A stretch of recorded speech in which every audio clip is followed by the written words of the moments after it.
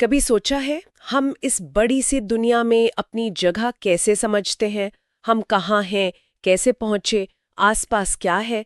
आज हमें इसी सवाल की तह तक जाएंगे। हमारे पास कुछ दस्तावेज हैं जो सामाजिक विज्ञान और भूगोल की बुनियादी बातों पर रोशनी डालते हैं। तो आज की चर्चा का मिशन है ये समझना कि अपने समाज और इस धरती को जानना क्यों जरूरी है और वो कौन से तरीके हैं जिनसे हम जमीन के किसी भी कोने की बिल्कुल सटीक पहचान कर पाते हैं। चलिए जरा सोचिए, मान लीजिए कोई झील है, उसमें पानी कहाँ से आता होगा, या कुछ घर दिख रहे हैं तो कौन लोग रहते होंगे वहां, उनका क्या इतिहास रहा होगा, क्या भविष्य होगा। ये सारे सवाल ही तो सामाजिक विज्ञान की दुनिया का दरवाजा खोलते हैं। बिल्कुल सही कहा। और ये सवाल सिर्फ दिमागी कसरत नहीं है। आज की दुनिया देखिए कितनी उलझी हुई है। एक तरफ तो कमाल की टेक्नोलॉजी है ना? हाँ बिल्कुल। और दूसरी तरफ देखिए लड़ाई झगड़े, समाज में इतना तनाव और हमारी धरती पर भी कितना बोझ बढ़ रहा है। ऐसे में सामाजिक विज्ञान हमें एक नजरिया देता है, ये समझने में मदद करता है कि ये सब क्यों हो रहा है और कैसे हम शांति, तालमेल और अपनी पृथ्वी को बचाने के रास्ते खोज सकते हैं। इसका पूरा फोकस इंसानी समाज पर है, जो है ही बहुत रंग बिरंगा और पेचीदा। तो क्या ये कोई पक्का विज्ञान है, जैसे फिजिक्स या केमिस्ट्री होता है? लगता तो नहीं है। नहीं, दस्तावेज भी यही कहते हैं। देखिए, तरीके तो वैज्ञानिक अपनाने की कोशिश होती है, पर इंसानी समाज इतना विविध है, इतना बदलता रहता है कि हर बार 100% पक्के नतीजे मिलना मुश्किल है। अच्छा, तो फिर ये सामाजिक विज्ञान है क्या भला? इसमें तो कई विषय आते होंगे। हाँ, कई हैं, जैसे भूगोल है, इतिहास, राजनीति विज्ञान, अर्थशास्त्र, समाजशास्त्र। लिस्ट तो लंबी है, पर स्कूलों के लिए समझने में आसानी हो इसलिए दस्तावेज इसे 5 मुख्य हिस्सों में बांटते हैं। पहला है भारत और दुनिया, मतलब जमीन और उस पर रहने वाले लोग। दूसरा, अतीत के चित्रपट यानी गुजरा जमाना। तीसरा, हमारी सांस्कृतिक विरासत और ज्ञान। चौथा, शासन और लोकतंत्र। और पांचवां, हमारे आसपास का आर्थिक जीवन, मतलब रोजी रोटी। आज हम खास तौर पर पहले वाले हिस्से पर ध्यान देते हैं, भारत एवं विश्व, भूभाग एवं उनके निवासी, क्योंकि दुनिया में अपनी जगह समझे बिना बाकी चीजें समझना भी तो मुश्किल है। ये भूगोल हुआ ना? हाँ, ये भूगोल है, ज्योग्राफी। पर एक सवाल है, आजकल जब सबके फोन में मैप्स हैं तो अलग से भूगोल समझने की क्या जरूरत रह गई है? ये बहुत अच्छा सवाल है। देखिए, फोन का मैप आपको रास्ता बता देगा, मान लिया, पर वो ये नहीं बताएगा कि वो रास्ता वैसा क्यों है। ये दस्तावेज हमें याद दिलाते हैं कि कैसे पहाड़ों ने, नदियों ने, समंदरों ने हमेशा से इंसानी बस्तियों और सभ्यताओं को एक शक्ल दी है। सोचिए, भारत का ही उदाहरण ले। इसकी जो खास भौगोलिक बनावट है, 3 तरफ समंदर, ऊपर हिमालय, हाँ, इसी ने तो यहाँ की पुरानी सभ्यता को एक यूनिक पहचान दी है। तो भूगोल सिर्फ नक्शा देखना नहीं है, बल्कि ये समझना है कि जमीन और इंसान का रिश्ता कितना गहरा है, कैसे वो एक दूसरे पर असर डालते हैं। अच्छा, तो जमीन को समझने के लिए नक्शे जरूरी हैं, पर ये काम कैसे करते हैं? मतलब कागज के एक छोटे से टुकड़े पर पूरा शहर या पूरी दुनिया कैसे समा जाती है? यही तो नक्शों का जादू है। ये किसी गाइड की तरह होते हैं, बताते हैं कौन सी जगह कहाँ है और वहां तक पहुंचने का रास्ता क्या है। दस्तावेज में एक छोटे से काल्पनिक शहर का नक्शा है, चित्र 1.1। मान लीजिए कोई स्टेशन पे उतरा और उसे बैंक जाना है। वो नक्शा देखकर आसानी से रास्ता ढूंढ सकता है। इसमें दिशाएं भी बनी होती हैं, उत्तर, पूरब, दक्षिण, पश्चिम, ताकि पता चले कि किधर जाना है। ठीक है, नक्शे रास्ता दिखाते हैं, पर इतनी सारी जानकारी एक छोटे से कागज पर आती कैसे है? मतलब कोई खास तरकीब है इसके पीछे? हाँ बिल्कुल, नक्शों की असली खूबी यही है कि वो इतनी बड़ी, इतनी उलझी हुई दुनिया को सिर्फ 3 आसान चीजों में समेट लेते हैं। 3 चीजें कौन सी? दूरी, दिशा और निशानियां, यानी प्रतीक चिन्ह। दूरी, पर नक्शे पर तो सब कुछ छोटा छोटा होता है। असली दूरी का अंदाजा कैसे लगता है? देखिए, यही काम आता है पैमाना या स्केल। स्केल वो एक तरह का हिसाब है जो बताता है कि नक्शे पर दिख रही छोटी सी दूरी असल जमीन पर कितनी बड़ी है। जैसे उस छोटे शहर वाले नक्शे चित्र 1.1 में हो सकता है लिखा हो कि 1 सेंटीमीटर का मतलब है 500 मीटर। अच्छा, तो अगर नक्शे पर बैंक मान लीजिए स्टेशन से 2 सेंटीमीटर दूर है, तो असल में वो 1 किलोमीटर यानी 1000 मीटर दूर होगा। हर नक्शे का अपना पैमाना होता है जो उसी नक्शे पर लिखा होता है। भारत के बड़े नक्शे चित्र 5.2 में शायद 1 इंच का मतलब 500 किलोमीटर हो, तो पैमाना ही वो चाबी है जिससे नक्शे की दूरी को असली दूरी में बदला जाता है। समझ गई। यानी पैमाना बड़ी जगह को छोटा करके दिखाता है। और दिशा, वो तो आपने बताया तीर से पता चल जाती होगी। हाँ, ज्यादातर नक्शों में ऊपर की तरफ एक तीर बना होता है जिस पर U या N लिखा होता है। ये उत्तर दिशा बताता है। एक बार उत्तर पता चल जाए तो बाकी दिशाएं पूरब, दक्षिण, पश्चिम समझना आसान हो जाता है। इन्हें मुख्य दिशाएं या चतुर्दिश कहते हैं। अच्छा। इनके बीच की दिशाएं भी होती हैं, जैसे उत्तर, पूरब, दक्षिण, पश्चिम वगैरह, जो और सटीक लोकेशन बताने में मदद करती हैं। ठीक है, दूरी हो गई, दिशा हो गई। अब ये निशानियां क्या हैं? सिंबल्स। नक्शों पर अजीब सी शक्लें बनी होती हैं, लाइनें, छोटे छोटे घर, पेड़ जैसे निशान। हाँ, प्रतीक चिन्ह या सिंबल्स। सोचिए अगर किसी बड़े शहर के नक्शे पर असली इमारतें, सड़कें, पुल बनाने लगें तो क्या होगा? अरे, तब तो कुछ समझ ही नहीं आएगा। हाँ, जगह ही नहीं बचेगी और सब खिचड़ी पक जाएगी। इसीलिए इन चीजों को दिखाने के लिए कुछ तयशुदा निशान इस्तेमाल किए जाते हैं। जैसे रेलवे लाइन के लिए वो पटरी जैसी लाइन, पक्की सड़क के लिए सीधी मोटी लाइन, कच्ची सड़क के लिए टूटी फूटी लाइन। PS, इस तरह के बहुत सारे चिन्ह होते हैं। चित्र 1.2 में कुछ उदाहरण दिए भी हैं। भारत में एक सरकारी संस्था है, भारतीय सर्वेक्षण विभाग, यानी सर्वे ऑफ इंडिया। उसने इन चिन्हों को तय किया है ताकि सब लोग एक ही मतलब समझें। अच्छा, यानी ये निशानियां नक्शे की अपनी भाषा हैं एक तरह से। क्या नक्शे भी अलग अलग तरह के होते हैं? हाँ बिल्कुल, जैसी जरूरत होती है वैसा नक्शा बनता है। मोटे तौर पर 3 तरह के नक्शे होते हैं जिनका जिक्र इन दस्तावेजों में है। एक तो होते हैं भौतिक मानचित्र, फिजिकल मैप्स। ये जमीन की कुदरती बनावट दिखाते हैं। पहाड़ कहाँ हैं, नदियां किधर बहती हैं, पठार और मैदान कहाँ हैं, जैसे चित्र 5.2 में है। ठीक है। दूसरे होते हैं राजनीतिक मानचित्र, पॉलिटिकल मैप्स। ये इंसानों की बनाई सरहदें दिखाते हैं, कौन सा देश कहाँ है, राज्यों की सीमाएं क्या हैं, बड़े शहर कौन से हैं। और तीसरे होते हैं थीमैटिक मानचित्र, थीमैटिक मैप्स। ये किसी एक खास चीज की जानकारी देते हैं, जैसे कहाँ कितनी बारिश होती है, या किस इलाके में कौन सी फसल उगती है, या कहाँ सड़कें ज्यादा हैं, जैसे चित्र 6.3, 8.1। अच्छा, किसी खास थीम पर। हाँ, और हाँ, जब बहुत सारे नक्शों को एक किताब में इकट्ठा कर दिया जाता है तो उसे एटलस या मानचित्रावली कहते हैं। ये तो हुई समतल जमीन के नक्शों की बात, लेकिन हमारी पृथ्वी तो गोल है। एक गोल चीज का सपाट नक्शा कैसे बनता है? यहाँ बात थोड़ी और पेचीदा हो जाती है ना? बिल्कुल, और यहीं एक बड़ी चुनौती आती है। दस्तावेज में संतरे के छिलके का एक बढ़िया उदाहरण दिया है। हाँ, मैंने पढ़ा। सोचिए, क्या संतरे के छिलके को बिना फाड़े या मोड़े एकदम सपाट फैला सकते हैं? नहीं, वो तो फट जाएगा या उसमें सिलवटें आ जाएंगी। बिल्कुल ठीक यही मुश्किल गोल पृथ्वी को सपाट कागज पर दिखाने में आती है। पूरी तरह सही नक्शा बनाना नामुमकिन है। कुछ ना कुछ गड़बड़ जरूर होगी। या तो चीजों का आकार बिगड़ेगा, या दूरी सही नहीं दिखेगी, या दिशा थोड़ी गलत हो जाएगी। तो फिर गोल पृथ्वी को सही सही कैसे समझें अगर नक्शे में गड़बड़ है तो? इसके लिए सबसे अच्छा जरिया है ग्लोब। ग्लोब देखा है ना, पृथ्वी का छोटा गोल मॉडल। हाँ, देखा है। क्योंकि ये खुद गोल है, इसलिए ये जमीन के आकार, दूरी और दिशाओं को नक्शे की तुलना में ज्यादा सही दिखाता है। ठीक है, ग्लोब या नक्शे पर किसी जगह को ढूंढना हो तो कैसे बताएंगे कि वो ठीक कहाँ है?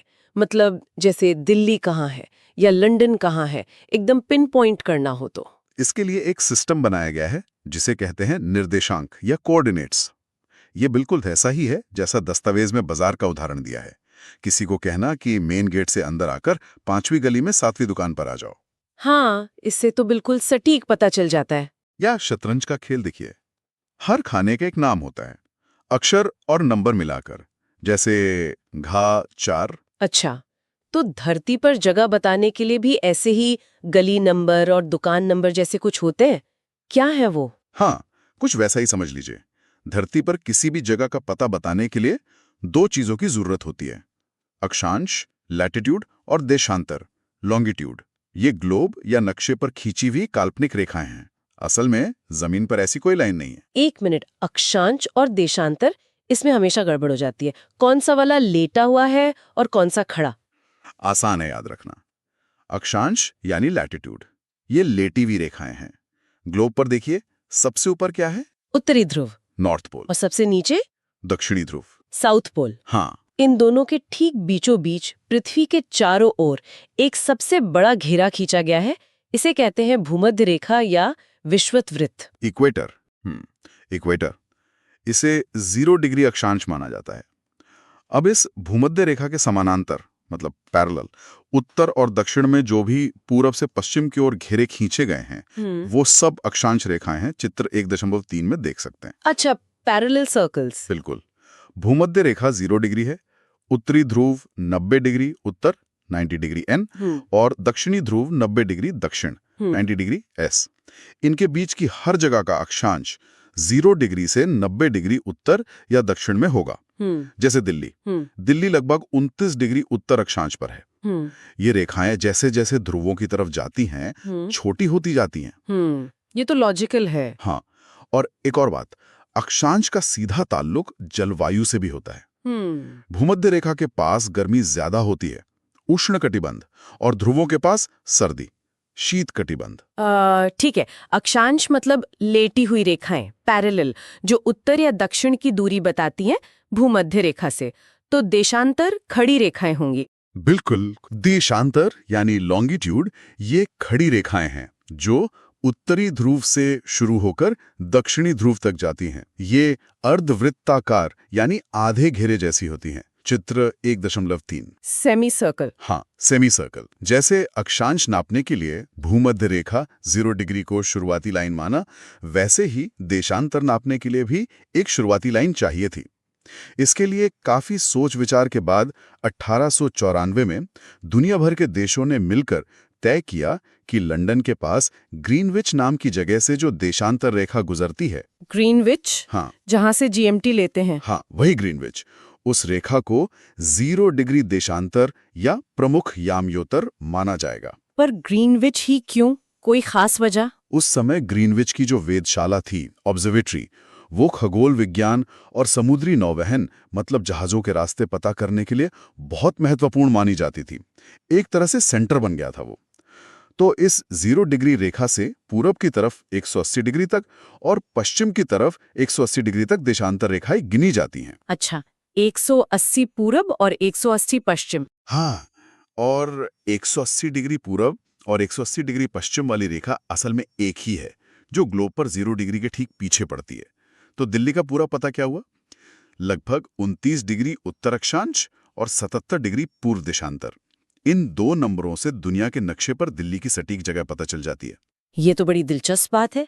और दस्तावेज में ये भी जिक्र है कि पुराने जमाने में भारत की अपनी एक मुख्य देशांतर रेखा उज्जैन से गुजरती थी, जिसे मध्य रेखा कहते थे। उज्जैन तो ज्योतिष और खगोल विज्ञान का बहुत बड़ा केंद्र था। हाँ बिल्कुल, वराहमिहिर जैसे महान खगोल शास्त्री वहीं हुए हैं। ये दिखाता है कि अपनी जगह और समय को समझने की कोशिश कोई नई नहीं है, बहुत पुरानी है। तो ये अक्षांश और देशांतर रेखाएं मिलके एक जाल सा बनाती हैं, एक ग्रिड, जिससे धरती की किसी भी जगह को पिन पॉइंट किया जा सकता है। अब एक और चीज, सुना है कि देशांतर का ताल्लुक समय से भी है, टाइम से। वो कैसे? हाँ, इसका सीधा कनेक्शन है पृथ्वी के घूमने से। हमारी पृथ्वी अपनी धुरी पर कैसे घूमती है? पश्चिम से पूरब की ओर। हाँ। और 24 घंटे में एक पूरा चक्कर लगा लेती है, यानी 360 डिग्री घूम जाती है। ठीक। तो हिसाब लगाएं, 1 घंटे में कितना घूमी? 360 को 24 से भाग दें, 15 डिग्री। पृथ्वी 1 घंटे में 15 डिग्री घूम जाती है। अच्छा, 1 घंटे में 15 डिग्री। तो इसका मतलब अलग अलग देशांतर पर सूरज अलग अलग समय पर सिर पर आता होगा, दोपहर अलग अलग समय पर होती होगी। एकदम सही। इसी वजह से हर देशांतर का अपना एक स्थानीय समय होता है। जब किसी देशांतर पर सूरज आसमान में सबसे ऊंचा होता है, वहां दोपहर के 12 बजते हैं। हमने ग्रीनविच 0 डिग्री देशांतर को समय के लिए भी शुरुआती बिंदु माना है। इसे GMT या ग्रीनविच मीन टाइम कहते हैं। अब क्योंकि पृथ्वी पश्चिम से पूरब घूमती है, तो पूरब में समय आगे होगा। बिल्कुल, ग्रीनविच से पूरब की तरफ जाने पर समय आगे होता जाता है और पश्चिम की तरफ जाने पर पीछे। और कितना? हर 15 डिग्री देशांतर पर ठीक 1 घंटे का फर्क आ जाता है। मतलब 15 डिग्री पूर्वी देशांतर पर GMT से 1 घंटा आगे +1, 30 डिग्री पूर्वी देशांतर पर 2 घंटे आगे +2, और वैसे ही 15 डिग्री पश्चिमी देशांतर पर GMT से 1 घंटा पीछे -1, 30 डिग्री पश्चिमी पर 2 घंटे पीछे -2। चित्र 1.7 में यह दिखाया भी गया है।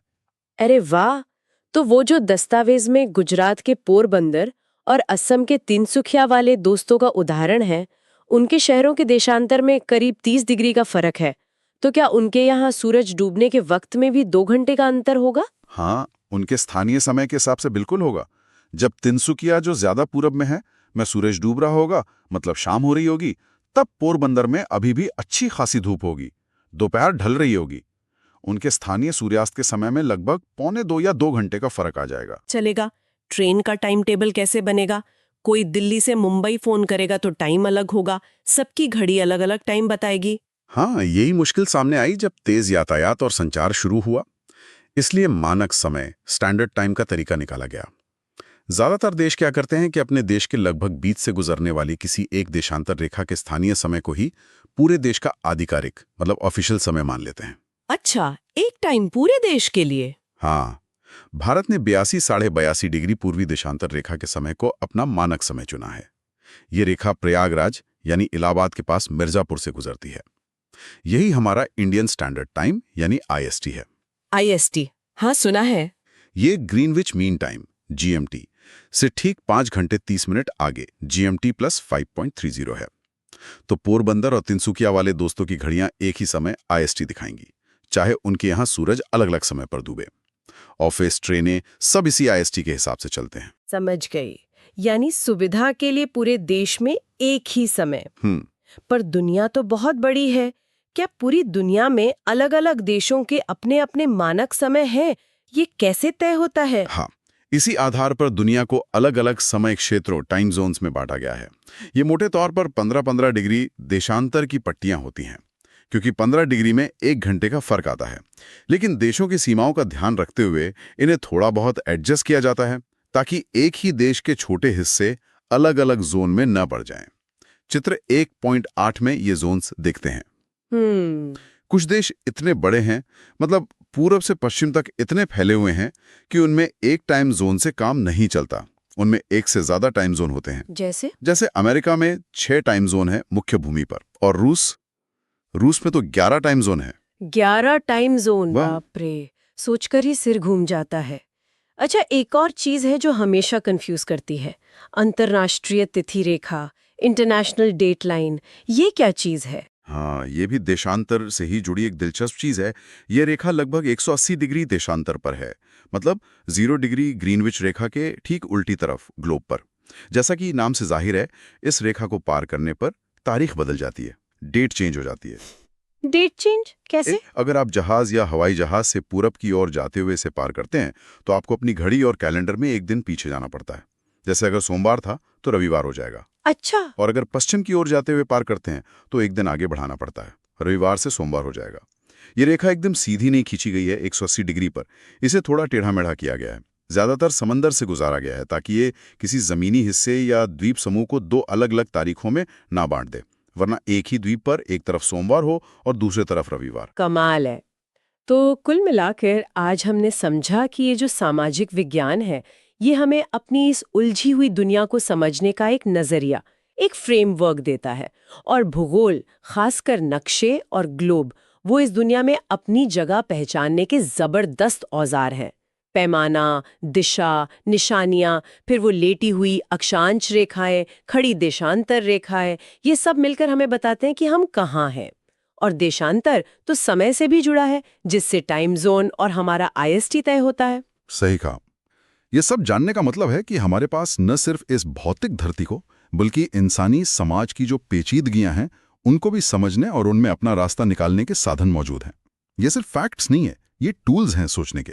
और जाते जाते सोचने के लिए एक बात छोड़ जाते हैं, हमेशा की तरह। हाँ, वो जो दस्तावेज में उज्जैन की मध्य रेखा का जिक्र आया, पुराने भारत की अपनी प्रमुख देशांतर रेखा, जो खगोल विज्ञान का इतना बड़ा केंद्र था। आज हमारे पास GPS है, एटॉमिक घड़ियां हैं, हम सेकंड के 1000वें हिस्से तक समय और इंच भर जगह को नाप लेते हैं।